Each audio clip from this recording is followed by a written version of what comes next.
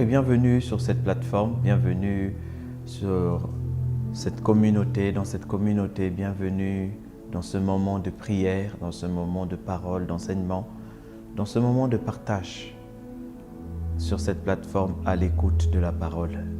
Cette plateforme qui a pour but de nous aider à mieux connaître Dieu, à mieux connaître comment Dieu fonctionne avec nous, comment Dieu travaille avec nous. Je vous souhaite de passer un bon moment pendant ce temps et surtout d'apprendre et de laisser le Saint-Esprit vous parler et vous connecter. Sans plus tarder, nous allons incliner la tête et rendre grâce à Dieu. Seigneur Jésus, Dieu Tout-Puissant, Dieu qui est saint, nous sommes reconnaissants parce que nous avons la vie aujourd'hui. Merci pour la vie, Seigneur. Merci pour la force, merci pour la santé, pour l'être et pour le mouvement. Nous ne vivons que par ta grâce. Et c'est par tes bontés que l'on vit, c'est par ton choix que nous vivons. Ô Dieu Tout-Puissant, Dieu trois fois saint, nous te louons, nous t'adorons, nous te magnifions. Toi que nous aimons, toi qui nous as ramenés des ténèbres à la lumière, de la mort à la vie, nous te rendons grâce parce que tu nous donnes ta vie éternelle. Nous voulons que tu nous parles pendant ce temps, Seigneur. Que tu nous édifies et que tu nous fortifies pendant ce temps. Nous te supplions, ô Dieu de gloire, par ton esprit éclaire-nous et parle-nous. Illumine les yeux de nos cœurs que nous puissions comprendre ta parole. Nous avons besoin de toi, au nom puissant de Jésus. Amen. Alors une fois de plus, bienvenue dans ce temps d'enseignement, bienvenue dans ce temps de partage de la parole, bienvenue dans ce temps de communion. À vous qui êtes là et qui suivez nos enseignements depuis plusieurs mois, je rends grâce à Dieu pour vos vies et je bénis Dieu surtout pour vous qui, au-delà d'entendre, mettez en pratique et après partagez la parole aussi. Nous rendons grâce à Dieu pour vos vies, pour vos pasteurs, pour vos églises. Que le Seigneur vous fasse du bien, soutienne vos pasteurs dans l'œuvre dans laquelle qu'ils mènent au sein de ces églises. Je rends grâce à Dieu aussi parce que je suis là debout devant vous et c'est une faveur, c'est une grâce encore aujourd'hui de me tenir debout devant vous et d'apporter la parole. Puisse le Seigneur nous aider à faire ce travail et je bénis Dieu pour toute l'équipe qui travaille aussi à la réalisation et à la mise en place de ce programme. Amen. Alors depuis plusieurs semaines, nous parlons de la grâce de Dieu et comment saisir cette grâce par le Saint-Esprit. Nous parlons comment vivre la grâce que Jésus nous a donnée. La loi est venue par Moïse, la grâce et la vie sont venues par Jésus-Christ. Donc nous sommes appelés à vivre une vie de grâce et une vie qui donne envie.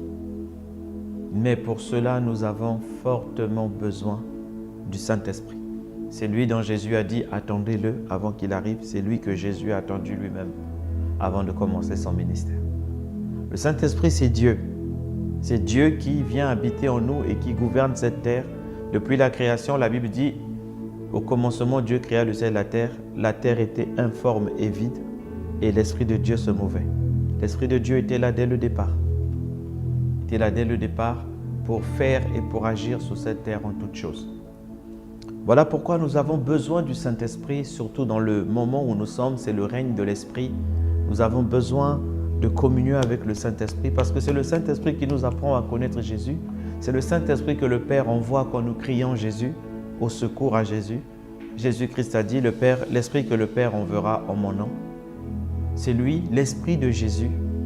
Il est l'Esprit de Dieu, il est aussi l'Esprit de Jésus.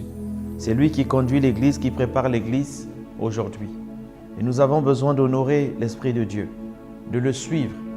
Pourquoi nous avons vu? Parce qu'il représente la présence de Dieu dans de nous, mais surtout, nous avons besoin d'être conduits par lui.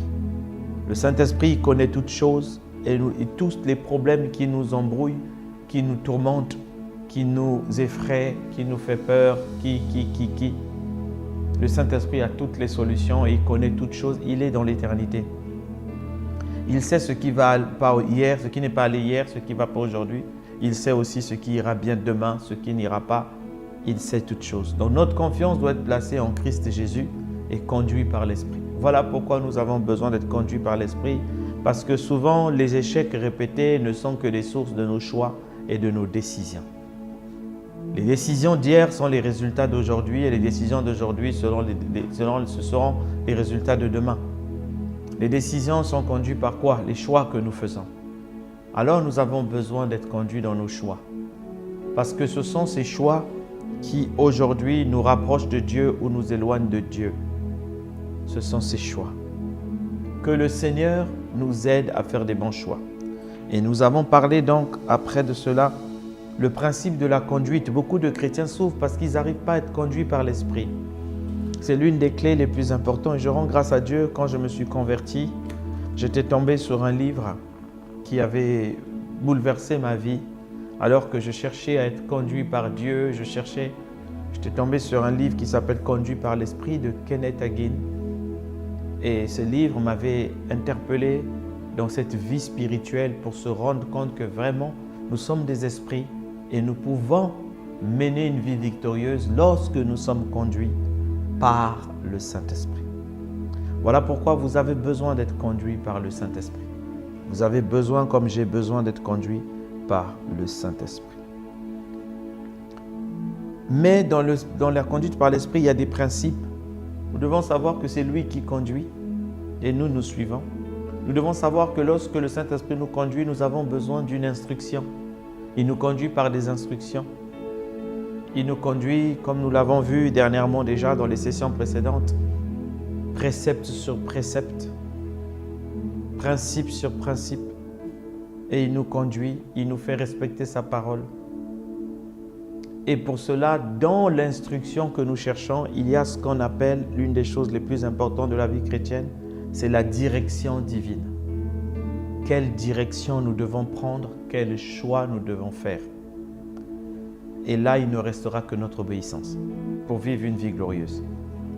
Alors, beaucoup disent, ok, je veux être conduit par l'Esprit, je veux les instructions, je veux trouver la direction divine, mais comment je fais? Et le Seigneur a commencé à nous parler depuis les sessions précédentes. Il a parlé de la première chose par laquelle le Seigneur nous conduit, c'est sa parole. Vous devez aimer la parole de Dieu, vous devez la lire de temps en temps et à tout temps même. Mais je ne vous demande pas d'arrêter de travailler. Vous devez prendre le temps de lire la parole de Dieu quotidiennement. Amen. Parce que dans la parole de Dieu, le Seigneur dit, le Saint-Esprit vous rappellera mes paroles. Il vous conduit dans la parole de Dieu, il vous conduit dans ce qu'il a déjà mis. Et il fait de vous des personnes excellentes. Après la parole de Dieu, nous avons parlé de ce qu'on appelle le témoignage intérieur. Témoignage intérieur qui est l'une des voies par excellence que le Seigneur choisit pour nous parler. Le témoignage intérieur. Pour nous conduire. Comment on est conduit, comment cela se passe, comment on ressent les choses de l'intérieur. Nous n'allons pas revenir dessus. On a pris le thème, par exemple, comment on perçoit. On a pris le livre de Actes 27 au verset 9 à 12, quand Paul partait sur Rome dans le navire. On a expliqué comment marchait le témoignage intérieur. Et beaucoup se sont rendus compte que finalement, j'ai le témoignage intérieur. Le Saint-Esprit me parle au-dedans de moi. D'où l'expression témoignage intérieur. Aujourd'hui, nous allons avancer par la grâce de Dieu et nous allons commencer un autre aspect toujours de la conduite par l'Esprit, c'est la paix. Dites avec moi la paix. La paix. Voilà quelque chose de très simple, mais qui combien important, suscite l'un des choix aussi préférés du Saint-Esprit pour nous conduire.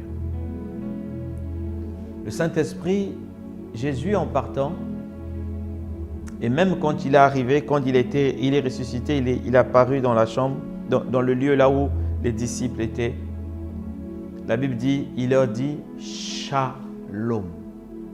Le mot « Shalom » est puissant. Je pense qu'il porte plus de puissance dans son expression que le mot « paix » en français. Mais c'est ce qui se rapproche. Shalom, c'est une paix qui est intérieure. C'est une paix qui ne dépend pas de ce qui est à l'extérieur. Le shalom, c'est ce que le Seigneur a salué en disant shalom. Que le shalom soit avec vous. Je vous donne ma paix et je vous laisse ma paix. Il a rajouté, je ne vous la donne pas comme le monde la donne. Parce que la paix extérieure, la paix que laquelle le monde voit, c'est la paix dont on voit, il n'y a pas de tir à gauche, il n'y a pas de guerre. Non, la paix est bien plus grande que ça. La paix, elle est d'abord intérieure. La paix dont la Bible nous parle, elle est intérieure. La paix, elle vient de l'intérieur de notre esprit. Et la paix est un vrai repère dans la conduite de l'Esprit de Dieu. Nous parlons des choses spirituelles avec un langage spirituel. Ça veut dire que vous devez saisir, parce que le Saint-Esprit essaie de vous faire rentrer ça dans le cœur et dans la tête. La paix, dites avec moi encore la paix, dites shalom. La paix est l'un des moyens les plus fondamentaux que le Seigneur utilise.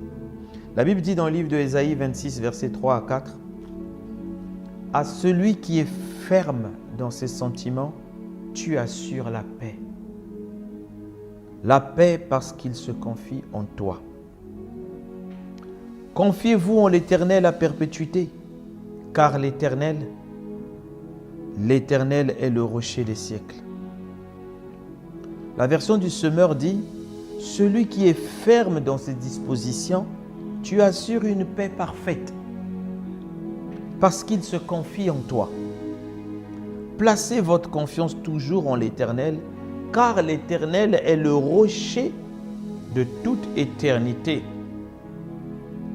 La version Darby dit, « Tu garderas une paix parfaite. » Non, tu garderas dans une paix parfaite l'esprit qui s'appuie sur toi,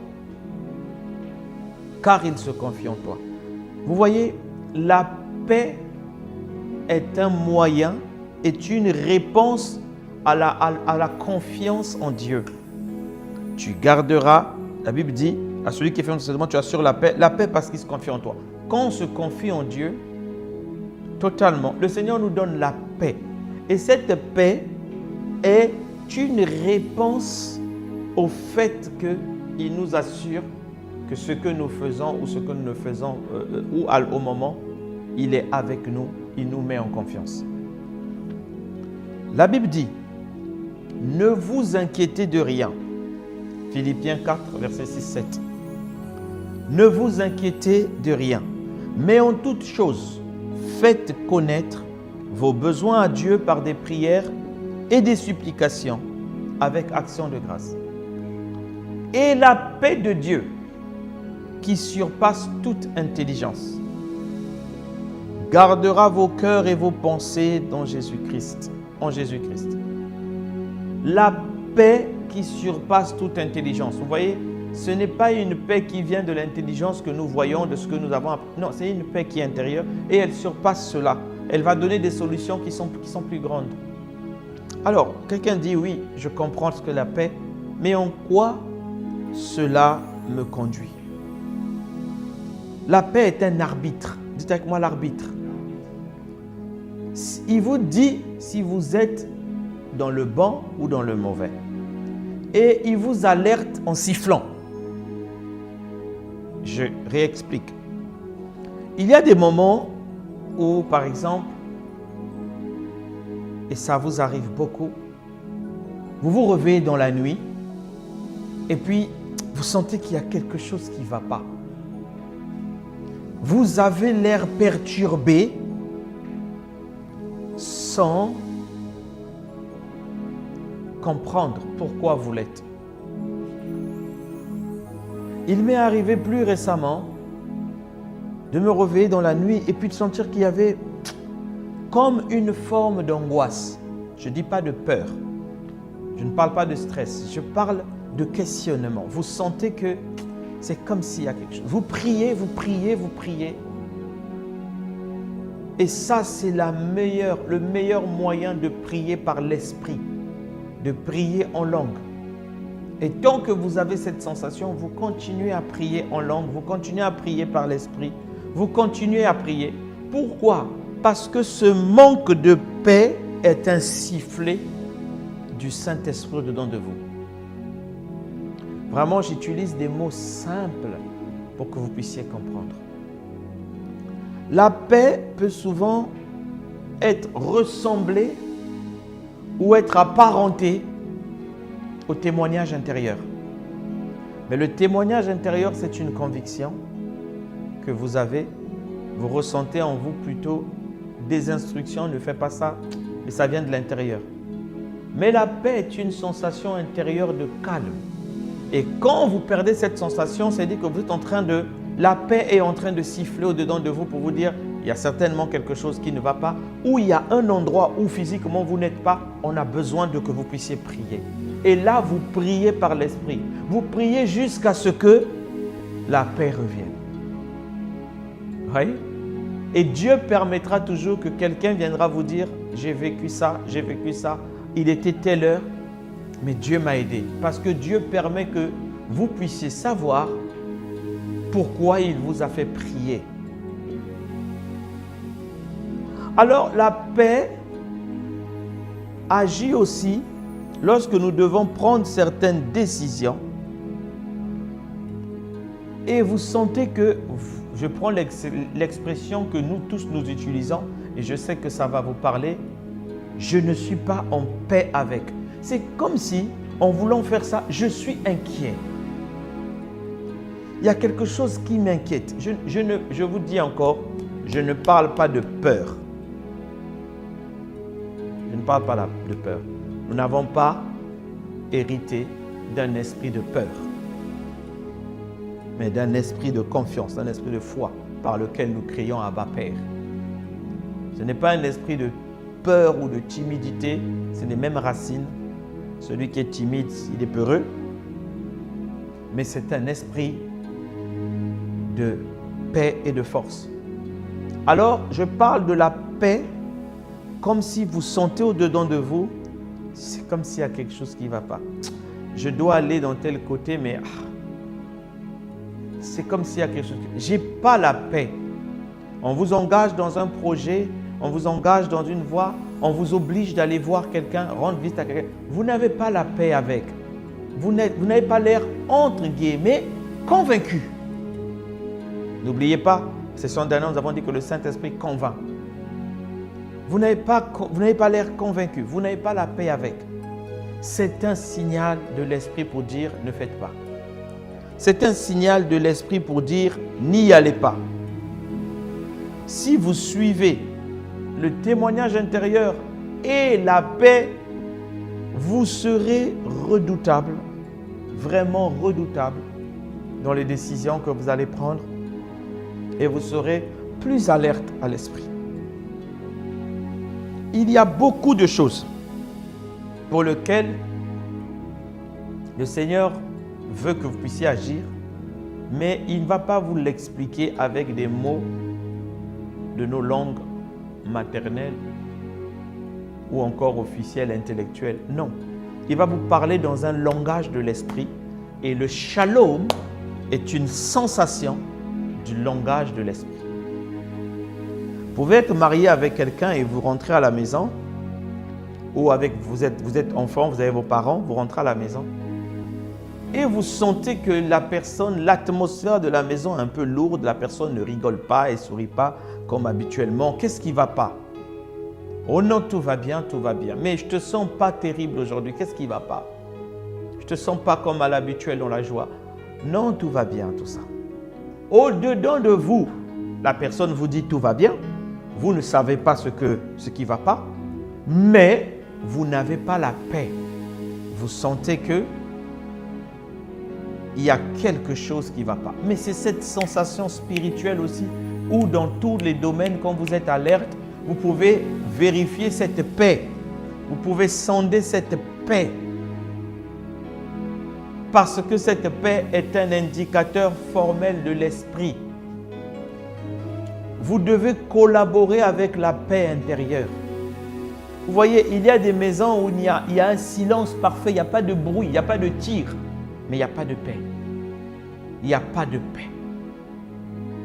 Nous avons besoin de cette paix, de ce shalom. Le shalom, la paix intérieure, la paix extérieure. Nous avons besoin de cette paix. C'est une paix qui nous environne, c'est une paix qui nous conduit, c'est un sifflet de l'esprit, c'est un arbitre. Même dans les affaires, au-delà du témoignage intérieur que nous avons expliqué, il y a la paix qui est le résultat. Le résultat. Là où le témoignage intérieur est une forte conviction que je ne sens pas d'aller là-bas, je ne sens pas, mais ça ne perturbe pas ma paix. Vous voyez? Je peux dire je ne sens pas d'aller dans ce lieu ou à ce rendez-vous. Mais je suis en paix. J'y vais pas. Et quand je décide de ne pas aller à ce rendez-vous, la réponse de l'arbitre que je reçois, c'est la paix. Je sens que je suis plus en paix. Je suis plus en paix avec la décision que je viens de prendre de ne pas y aller. Je suis plus en paix avec la décision que je prends d'y aller. Plus les jours passent, plus je repense au problème, plus ma décision va me donner soit la paix, soit la non-paix. Si c'est la non-paix, ça veut dire que ce n'est pas la bonne décision. Si c'est la paix, ça veut dire que c'est la décision de l'esprit. Ce sont des choses qui fonctionnent dans l'esprit. Ce ne sont pas des choses qui fonctionnent dans la chair. Amen. Voilà pourquoi nous avons besoin d'être sensibles à ce genre de choses. Le témoignage intérieur nous convainc, la paix nous rassure. Le témoignage intérieur nous donne une forte conviction, la paix nous assure de notre décision. Mais il y a des moments où la paix va agir sans témoignage intérieur. Comme je vous ai dit, vous vous réveillez dans la nuit, vous êtes là et vous sentez qu'il y a quelque chose qui ne va pas. Et vous commencez à prier, vous priez en langue, parce que là, vous ne savez même pas pourquoi vous devez prier. Dans bien des cas, des grands accidents ont été évités, des décès ont été évités, parce que des hommes et des femmes comme vous et moi ont été mis en alerte par l'Esprit pour que nous puissions prier par l'Esprit. Et c'est ça la conduite de l'Esprit.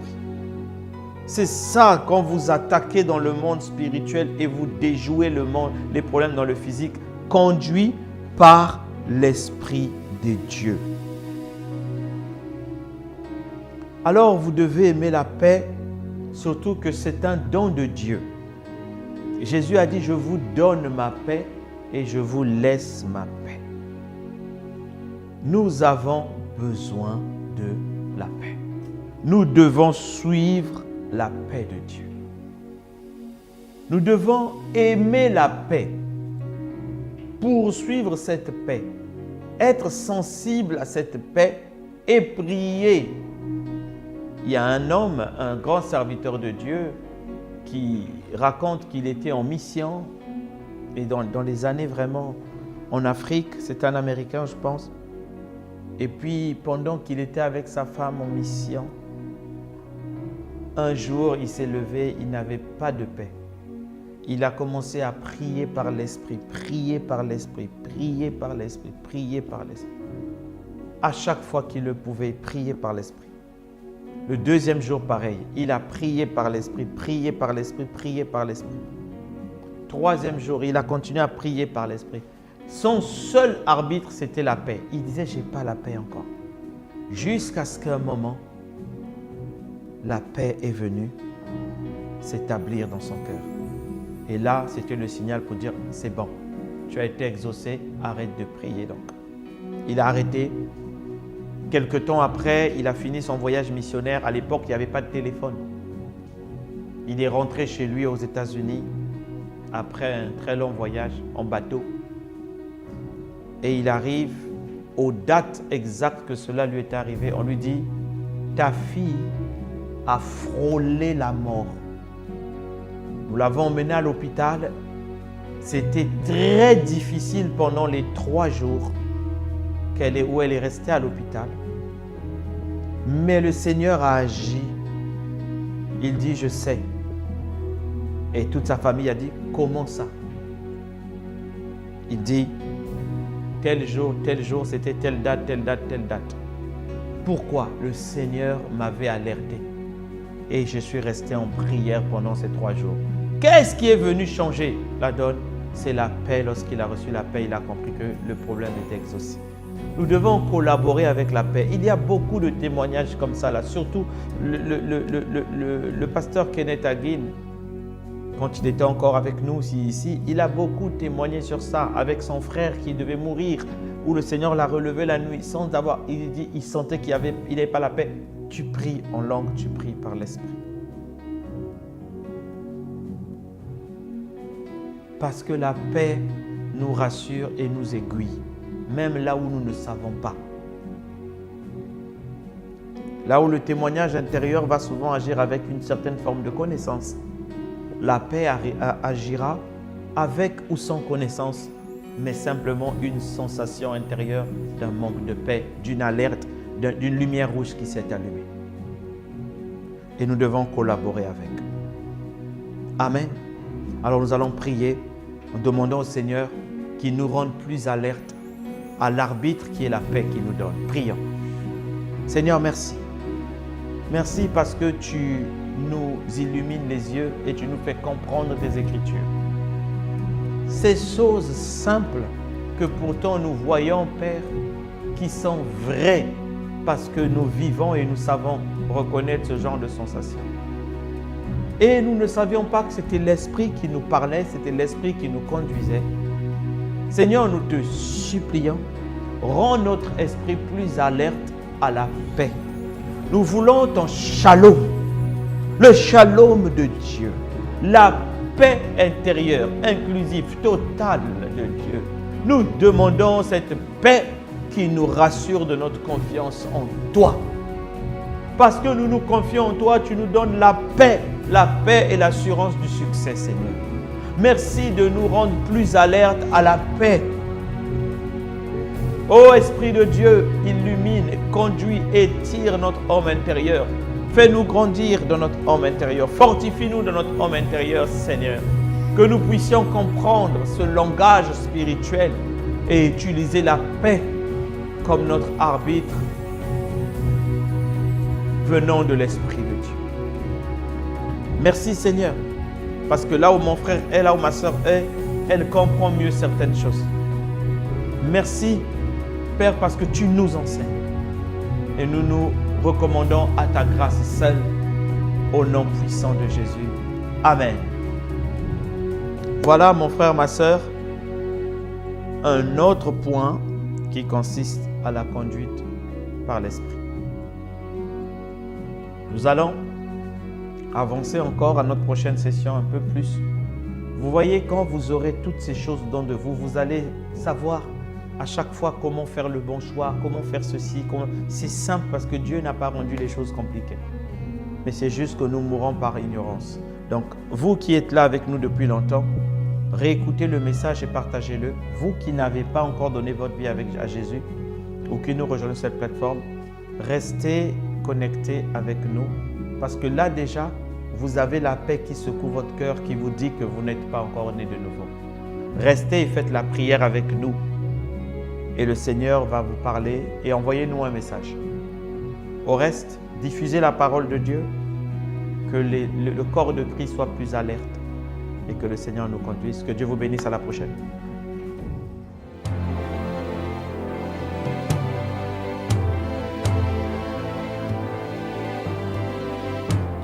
Ô Seigneur Dieu, je crois en ton Fils Jésus-Christ. Je crois qu'il est mort pour moi et que Dieu l'a ressuscité d'entre les morts. je confesse de ma bouche que Jésus-Christ est le Seigneur de ma vie. Dès maintenant et pour toujours. Je donne ma vie à Jésus-Christ dès aujourd'hui et j'ouvre mon cœur par la foi et reçois le salut.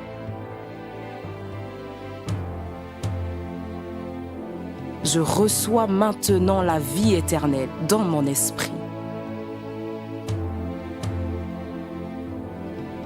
Merci Seigneur d'écouter ma prière.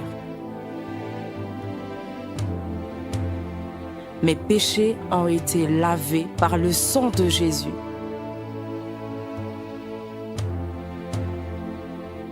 Christ vit maintenant en moi. Et je suis libre. Je suis sauvé. Je suis né de nouveau. Et dès aujourd'hui, je marche en ayant conscience de ma nouvelle vie en Jésus-Christ. Amen.